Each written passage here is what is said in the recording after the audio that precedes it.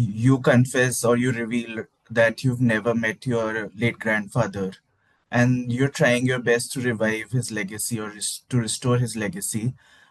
We all know, I mean, obviously, he lives on through his movies. There's like a poster of him right here in my room.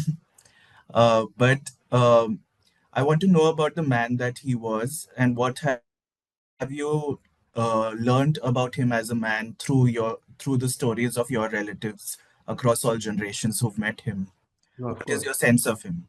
I think in like you said, legacy. I think his legacy is vast. I think every family member, all our family members are trying to take a piece of that legacy forward. Uh, what I've seen growing up, I'll come back to your question, but what I've seen growing up predominantly because I didn't meet him was food and was family and get-togethers and gatherings. And I think that's what we're doing today with dining with the Kapoors. I mean, I have a food business called Jungly Kitchen where I'm trying to take a small part of that food legacy I've seen growing up ahead. I think we all are trying to contribute in our own manners within this family with both film and food and take this forward. Yeah, so I think every member is trying to take a certain aspect of that legacy forward. Yeah, coming to the point of I didn't get the opportunity to meet Raj Kapoor. I was born 2 years after he passed away. Whatever I do know about him was, through my grandmom and mostly my mother, Rima, who spent a lot of time with him growing up. They were very close, very bonded. They had a father-daughter relationship, also a sibling-like relationship, very open, very, it's beautiful when I hear these stories. Yes, of course, there's a certain, void that you didn't meet a certain grandparent. And I think that gives you an opportunity to learn more about the person. I mean, there's always there's an intrigue about what he was like, how he's with my mother or my cousins.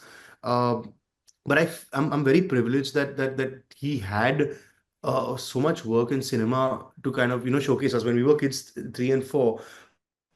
And I'm talking about 30 years ago. You didn't really have media, social media, so much access. But he had films, so my mom could show me films. So when I was very young, I would watch until I was 5 or 6. My mom would keep. I would not eat food, so she would kind of put the Joker circus part of the Joker film, and I would look at my grandfather, and I thought he was like a clown in the circus. We were too young, so that my early discovery was more, him as a clown, circus Joker, and then as I grew older, obviously kind of discovered that okay, this is someone who's very he's in the whole film space, and I kind of followed his work after that.